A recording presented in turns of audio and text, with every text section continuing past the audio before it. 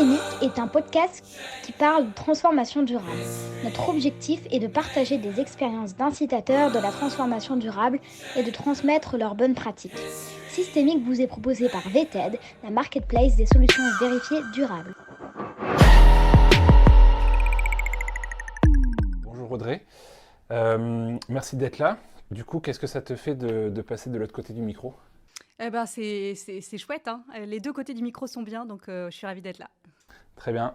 Ton podcast et ton livre, il s'appelle justement Dernière limite. Est-ce que tu peux nous parler de ces fameuses limites ?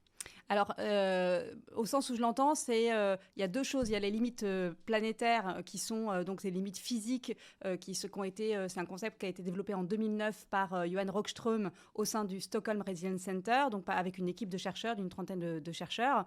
Donc ces limites physiques, ce sont des équilibres naturels en fait qui permettent les conditions de vie sur Terre, tout simplement, et qui sont des conditions qui sont stables depuis un peu plus de 10 000 ans et qui ont permis l'essor des sociétés humaines. Et donc cette équipe de chercheurs a déterminé quelles étaient ces limites. Ils en ont trouvé 9, dont certaines sont bien connues, comme le climat et la biodiversité, mais il y en a plein d'autres. Et on a essayé de déterminer quelle était finalement la frontière à ne pas dépasser pour ne pas se mettre en zone de risque et risquer de passer des points de bascule qui mettraient en danger finalement les conditions de vie sur Terre. Donc ça, c'est une chose. Il y a d'autres limites physiques de la planète qui sont aussi les limites en ressources non renouvelables, donc typiquement les énergies fossiles, les métaux, voilà, tout ce qu'on extrait du sol. Et donc, qui sont par définition en quantité finie. Et donc, effectivement, quand on atteint le pic d'extraction, forcément, ça impose des contraintes très importantes à notre modèle de société. Est-ce que tu vois justement parmi toutes ces limites, une qui est plus critique que les autres, ou bien le degré d'urgence, il est le même pour toutes ? Alors, ces limites, elles sont toutes de nature différente. Alors, ce qui est important de comprendre déjà, c'est qu'elles sont toutes reliées entre elles. Typiquement, quand on parle climat et biodiversité, par exemple, on voit bien qu'il y a un lien évident entre les deux, c'est-à-dire que le climat, en fait, est une menace pour la biodiversité. Et quand la biodiversité périclite, on imagine une forêt qui s'assèche, qui meurt suite à des conditions climatiques néfastes, au final, capte moins de carbone et ça renforce finalement le changement climatique. Donc ça, c'est vrai pour l'ensemble des limites. Et ces limites, elles ont des portées différentes. Par exemple, pourquoi on est aujourd'hui très focalisé sur le climat et parce que c'est une menace à l'échelle globale, finalement. Alors que certaines limites ont des impacts plus localisés, mais peuvent être quand même très graves. Par exemple, ce qui est les cycles de l'azote et du phosphore, dont on entend beaucoup moins parler. En fait, ce sont deux éléments chimiques essentiels à la vie qui, comme le carbone ou l'eau, circulent dans la biosphère sous forme de cycle. Et aujourd'hui, pour l'agriculture, qui est l'agriculture, un système, l'agriculture intensive, qui aujourd'hui menace cette limite planétaire. Donc on a un gros problème au niveau de l'agriculture, notamment déverse dans les champs beaucoup d'engrais et qui est à base d'azote, donc d'azote de synthèse.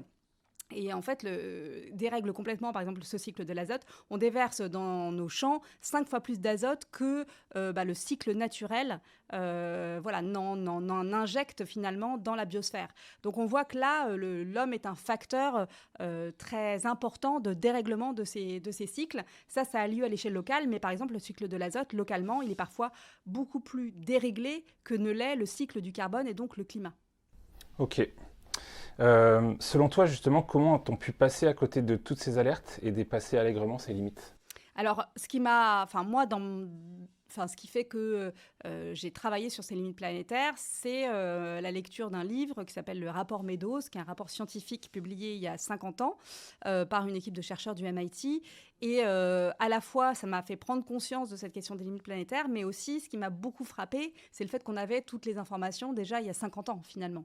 Et donc, effectivement, cette question se pose de se dire, mais pourquoi on n'a pas réagi plus tôt, alors que ce rapport Meadows, ce n'était pas du tout un rapport confidentiel, hein, il a été publié à plus de 10 millions millions d'exemplaires, traduit en 36 langues. Ça a été une onde de choc internationale. Et aussi, à l'époque, évidemment, ce n'est pas la première alerte. Il y avait plein à la fois de chercheurs, mais aussi de penseurs qui avaient pensé ces limites planétaires et le risque du développement des activités humaines, le risque qu'on dérègle ces équilibres. Par exemple, dans les années 60, la biologiste Rachel Carson, qui avait publié ce livre Printemps silencieux sur l'impact des pesticides sur la biodiversité. Donc l'effondrement de la biodiversité, il y avait déjà une prise de conscience autour de ça. Les ONG comme Greenpeace ou les Amis de la Terre qui naissaient à ce moment-là. Bref, il y avait une prise de conscience très forte finalement dans l'opinion publique et on n'a rien fait depuis. Et finalement, alors c'est difficile de répondre à cette question, mais c'est peut-être parce que ces éléments vont à l'encontre du récit admis finalement, qui est une forme de croyance sur le fait que l'homme peut dépasser les limites grâce au génie humain, grâce à la science, à la technologie, que finalement, c'est d'ailleurs une croyance qui nous vient des Lumières, que finalement, avec nos capacités techniques, nous allons pouvoir dépasser les limites de la planète et continuer à croître de façon infinie, malgré le fait que le monde lui-même soit fini. Et donc là, c'est ce qu'on voit depuis 50 ans, les alertes scientifiques se multiplient, mais malgré tout, on poursuit dans cette voie. Pourquoi ? Parce que c'est la puissance du récit, le récit majoritaire, le récit dominant aujourd'hui est celui d'une croissance infinie. Et en fait, les alertes n'ont pas réussi à faire jusqu'ici basculer les imaginaires, parce que contrairement à ce qu'on croit, on est plus finalement animé par des émotions et des récits que par des faits scientifiques. Je vois moi-même, je suis scientifique et pourtant j'ai pris conscience finalement très récemment de ces problématiques. Pourtant, je suis journaliste, j'ai vu passer énormément d'études, voilà. Et pourtant, ça n'a fait tilt que quand il y a eu vraiment la conjonction d'informations rationnelles et en même temps d'une dimension émotionnelle qui, moi, m'a fait prendre conscience de ces réalités. Et justement, toi, quand tu parles avec des gens, ou tu es dans des keynotes ou des événements, est-ce que tu travailles ta manière de justement déclencher le tilt chez les autres ? Je pense qu'il faut... alors, c'est assez difficile parce qu'en plus, finalement, on a tous des boutons différents, je veux dire, qui déclenchent vraiment non seulement la prise de conscience, mais aussi l'action, parce que c'est quand même ça l'objectif, c'est qu'à partir du constat, on se mette en action pour essayer de bifurquer. C'est ce que nous disent tous les scientifiques et tous ceux que j'ai interviewés, c'est que les solutions, elles existent. Mais le problème, c'est qu'on ne les prend pas en main, c'est que politiquement, les décisions ne sont pas prises. Et donc, c'est là où on a tous un rôle à jouer en tant que citoyens pour faire en sorte que les décisions politiques changent, parce qu'il faut agir à grande échelle, bien au-delà des petits gestes individuels. Et donc... c'est ça qui est très difficile, c'est que cette prise de conscience, c'est pas pilotable, il n'y a pas une recette, mais en tout cas, ce qui est sûr, c'est qu'il faut, je pense qu'il faut convoquer à la fois évidemment le constat scientifique, et ça, étant scientifique moi-même, je ne vais pas dire le contraire, et c'est important d'avoir des données factuelles, mais aussi de pouvoir convoquer effectivement les émotions et se projeter non pas en tant, on est à la fois citoyen, on est travailleur, on a une fonction dans la société et en même temps, on est aussi parents, grands-parents. Et cette dimension-là, c'est finalement peut-être celle-ci qui est qui peut plus le porter à l'action et quelque part c'est un peu mon cas, c'est-à-dire que quand je dis tout s'est mélangé, qu'il y a aussi les émotions finalement qui sont entrées en jeu. J'ai 2 filles qui ont 10 et 12 ans aujourd'hui et je sais qu'elles vont vivre dans ce monde-là et ça me relie émotionnellement finalement au monde qu'on est en train de construire aujourd'hui. Donc ça, je pense que c'est extrêmement, extrêmement puissant. Mais après, chacun a finalement ses propres ressorts émotionnels. Est-ce que justement tu as des exemples de personnes autour de toi qui ont eu des déclics ou des exemples d'éléments déclencheurs pour donner des pistes peut-être aussi à des gens qui nous écoutent qui écoutent mais qui pourtant ne passent pas à l'action? Je pense que alors déjà, on a peu de temps de cerveau disponible en fait pour penser ces réalités et elles sont tellement vertigineuses que on sent bien qu'on va se faire emporter si on ouvre une porte là-dessus. En même temps, ne pas prendre conscience du fait qu'on arrive au bord de la falaise va pas nous faire éviter la chute. Donc, par contre, si on prend conscience du danger, là, on peut agir. Donc, c'est peut-être aussi le fait de savoir qu'on peut encore agir, parce que ce que je trouve assez terrible, finalement, dans les rencontres ou les échanges que j'ai sur ces questions, c'est tellement de gens qui ont pris conscience, ou en tout cas partiellement, du problème, mais qui se disent c'est plié, c'est fini, c'est trop tard. Et c'est terrible de se dire, à peine la conscience arrive sur ces questions, qu'on se dit déjà c'est trop tard. Alors c'est sûr que ça aurait été mieux de commencer il y a 50 ans, et même avant, mais c'est ce que disent les scientifiques. Il n'est pas trop tard, il n'est jamais trop tard pour faire mieux finalement. Pour amortir les chocs, on ne pourra pas éviter les chocs, mais il est encore temps de les amortir. Donc, je pense que c'est ça aussi, cette possibilité d'action et peut-être une repolitisation finalement de nous tous en tant que citoyens, parce que dans ce monde ultra confortable pour la plupart d'entre nous, où on a accès à finalement une vie où on n'a pas forcément, on ne s'est pas forcément posé plein de questions sur le fonctionnement de la société, on s'est beaucoup dépolitisé finalement depuis les années 70, et de se repolitiser et de se dire... Nous, en tant que citoyens, on a un rôle à jouer bien au-delà de mettre un bulletin dans l'urne tous les 5 ans. On est légitime à le faire. Et on est d'autant plus légitime que là, on parle de nos vies, de celles de nos enfants. Et donc, rien ne peut nous empêcher de prendre part à ces transformations. Que ce soit justement dans tes podcasts ou dans ton livre, comment tu choisis tes invités et comment tu as réussi à convaincre Denise Meadows de participer à tes projets? Tu peux montrer la couverture. Oui, alors, parce que donc, j'ai réalisé un podcast qui s'appelle Dernière Limite, où j'interviewe donc, des chercheurs, des scientifiques, des experts sur les différentes limites planétaires. L'objectif étant de dresser un constat, donc agriculture, pêche, biodiversité, climat, énergie, métaux, etc., pour faire vraiment un tour de ces limites physiques de la planète, faire à la fois le constat, mais aussi voir quelles sont les solutions qui s'offrent à nous aujourd'hui. Et en fait, ce qui est très positif, c'est de voir que les solutions, elles sont là, et qu'il suffit vraiment de choix politiques pour les mettre en œuvre. Comment j'ai choisi mes intervenants ? L'idée, c'était de pouvoir vulgariser, donc avoir la capacité de vulgariser ces sujets, qui ne sont pas des sujets scientifiques qui peuvent paraître pointus, mais pour que tout le monde puisse finalement, même sans bagage scientifique, comprendre justement la teneur de ces sujets. Et aussi, évidemment, des intervenants qui sont porteurs du consensus scientifique. Donc typiquement, dans les personnes que j'ai interviewées sur le climat, j'ai interviewé Valérie Masson-Delmotte, qui est co-autrice du GIEC, sur la question de l'agriculture, l'agronome Marc Dufumier. L'idée, c'est vraiment de pouvoir porter ce consensus scientifique sur la biodiversité. C'est aussi une co-autrice du rapport de l'IPBES, qui est l'équivalent du GIEC pour la biodiversité.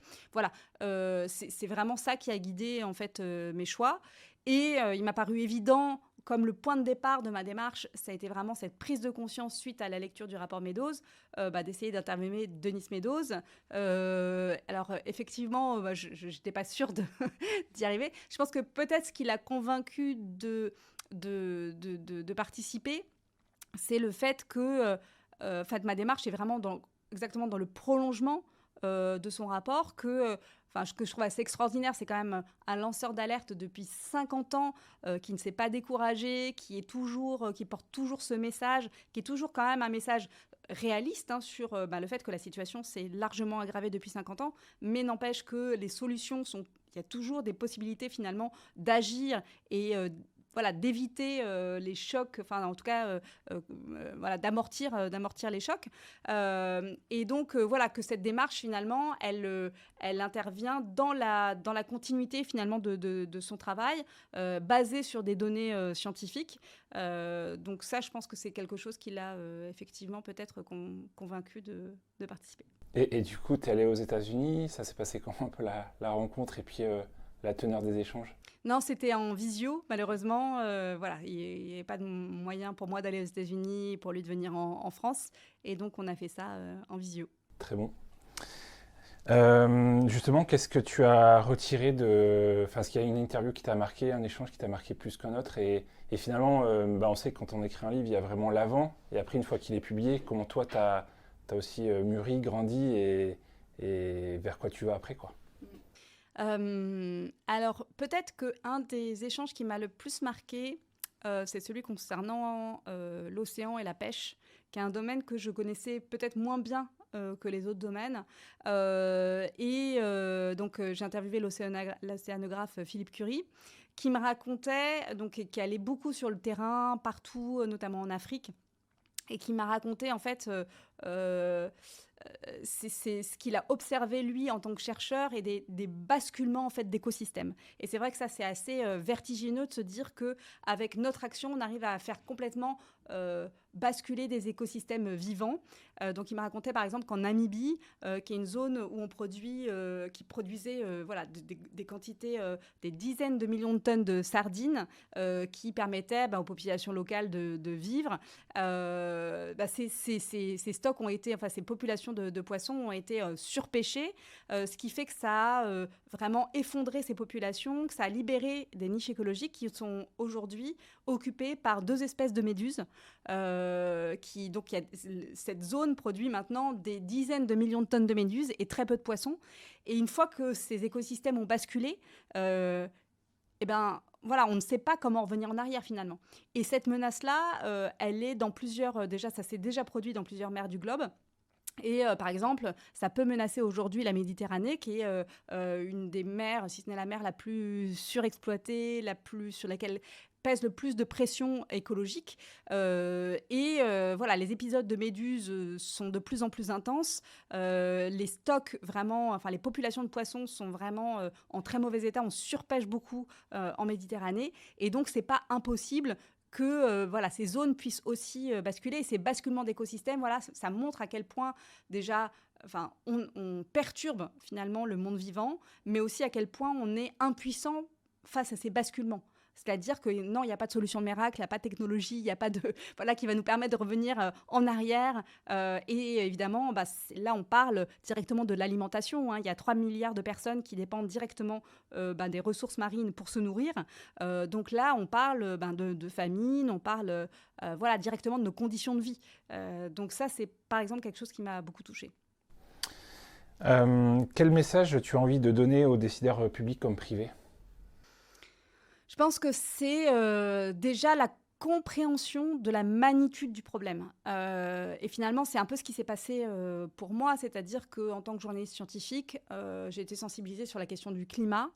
Mais pour moi, c'était plus une question technique. C'est-à-dire qu'il fallait décarboner l'énergie.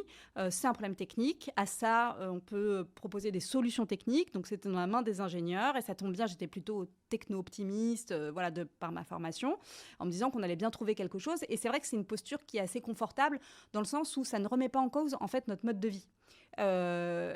Et donc, ce qui change complètement de paradigme, c'est quand on se rend compte que, oui, il y a le problème climatique, mais il n'y a pas que le problème climatique. Qu'en fait, on a dépassé déjà 6 limites planétaires sur 9, et qu'en fait, c'est littéralement notre mode de vie, le fonctionnement de nos sociétés qui nous mène à dépasser les limites écologiques. Et donc, ce n'est pas seulement un problème technique, c'est qu'il faut revoir de fond en comble, du sol au plafond, notre façon de vivre, finalement. Donc ça, je pense que déjà, cette prise de conscience-là, c'est vraiment... ce qui doit déclencher l'action. C'est-à-dire que tant qu'on n'a pas compris que ce n'était pas un problème technique et que ce n'est pas la croissance verte voilà, avec quelques technologies supplémentaires qui va nous sauver, mais qu'au contraire, l'accélération technologique, elle accélère la consommation de ressources. Et que la seule solution, c'est de réduire les flux, c'est de réduire notre consommation de ressources. Pas seulement réduire nos émissions de CO2, mais réduire notre consommation d'eau, de métaux, de terres agricoles. C'est exactement, d'ailleurs, la définition de la sobriété dans le dernier rapport du GIEC, qui consacre un chapitre entier. Et c'est vraiment, dans les solutions à mettre en œuvre, s'il y a une chose à retenir, c'est vraiment de réduire notre empreinte écologique, globalement. Oui, et ce qui est très étonnant, c'est que tu dis qu'ils comprennent la magnitude du problème, et en même temps, ils ont accès à tous les rapports. À chaque fois, il y a des réunions, des conciliabules, etc. Et en fait, on a l'impression qu'ils parlent pour à la fois montrer qu'ils sont conscients du problème sans être capables de vraiment le traiter. Parce qu'il y a un moment donné, face à cette urgence, on arrête de parler et on agit concrètement. Et on a l'impression que chaque année, il y a un grand Raoult, il y a une grande messe, il y a un truc comme ça, mais on ne voit pas fondamentalement les effets de structure qui avancent. Bah, peut-être que justement, c'est ce manque de vision systémique qui empêche de déclencher l'action, parce que tant qu'on voit pas, en fait, qu'on relie pas entre elles les pièces du puzzle, et ça fait partie du problème, c'est-à-dire qu'on traite dans les médias, mais on traite aussi dans les COP, dans les sommets, etc., les questions séparément. Le climat d'un côté, la biodiversité de l'autre, les océans, etc., etc. Et en fait, tant qu'on n'a pas une vision globale du problème, on ne se rend pas compte que c'est notre modèle de société en fait qui globalement et donc de façon sous-jacente la croissance économique infinie dans un monde aux limites finies qui produit en fait ces effets. Et par exemple, chez vous, si vous avez une fissure qui apparaît sur un mur porteur, une seconde fissure sur un autre mur, que votre plafond commence à s'affaisser, que votre plancher commence à s'effondrer, vous n'allez pas vous dire c'est des problèmes distincts. Vous allez aller chercher une source commune à ces problèmes, parce que vous vous rendez bien compte que si vous mettez un coup d'enduit sur un mur, vous mettez un étai pour tenir votre toit, ça ne va pas suffire. Et en fait, finalement, c'est les fondations qui ont un problème.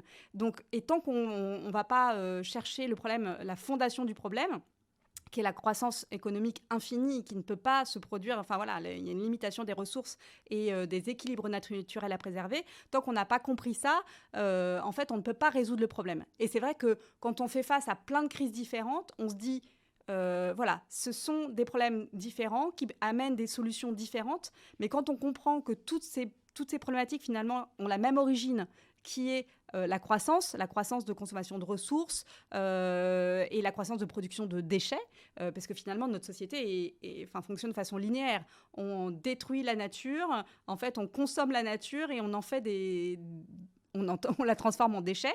Tant qu'on n'a pas compris ça, en fait, on ne peut pas résoudre le problème. Donc, c'est comme quand on a une inondation chez soi. Si on passe son temps à éponger sans aller réparer la fuite, en fait, on pourra éponger tout ce qu'on veut, mais on ne réglera pas le problème. Donc là, il faut aller à la source du problème. Et le problème, c'est qu'on ne peut pas consommer toujours plus de ressources dans un monde aux limites finies.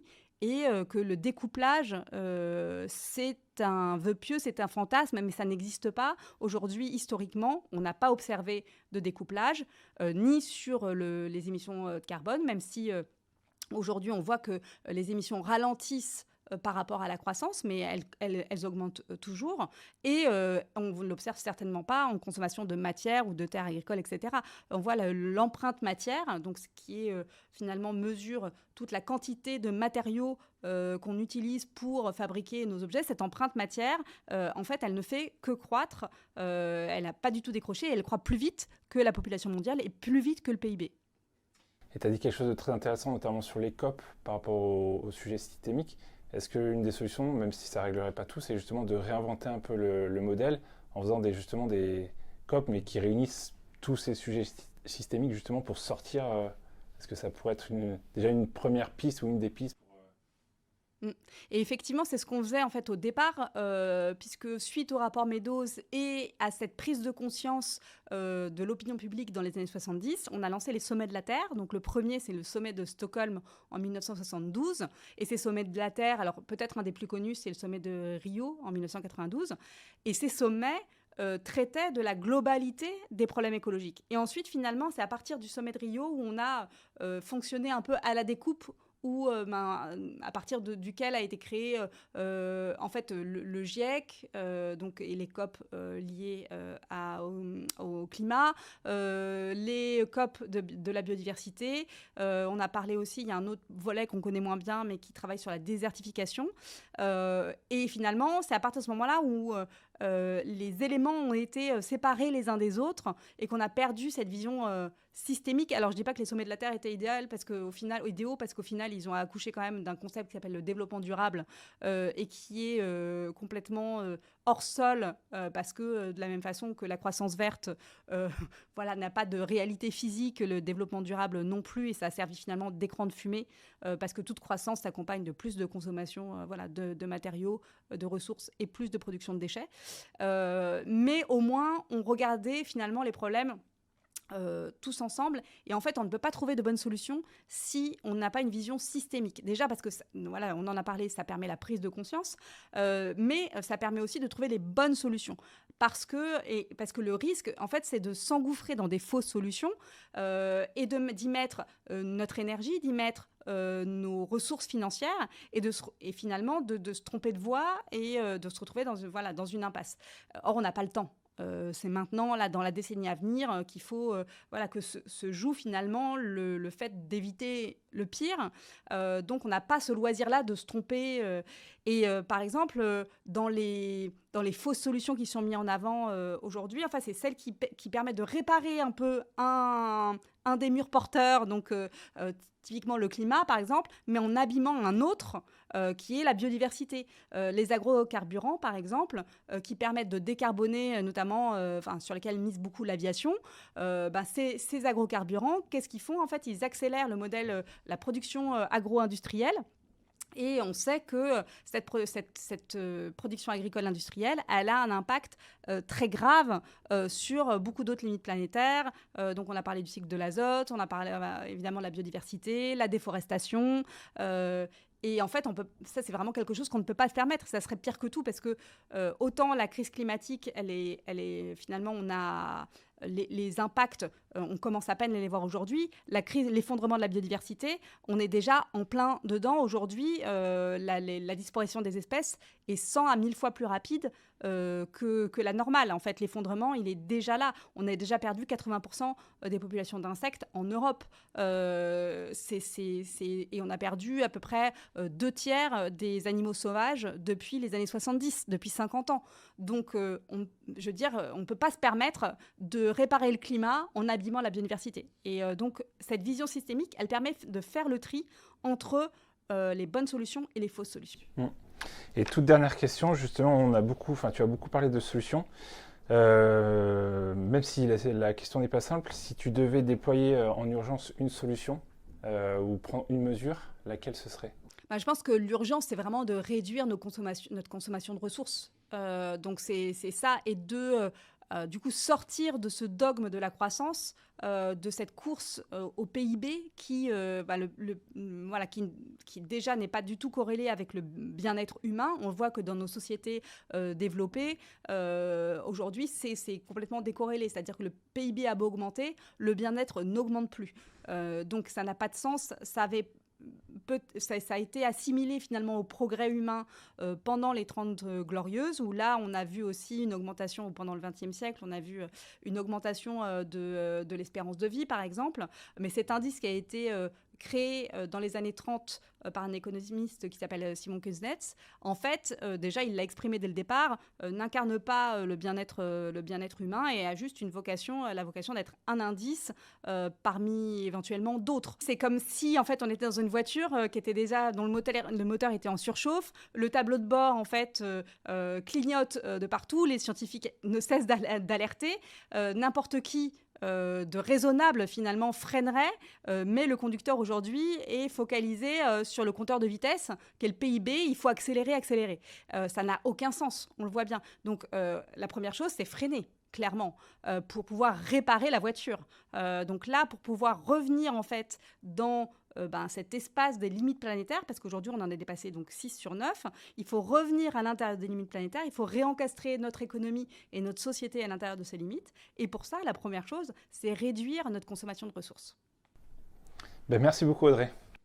Avec plaisir.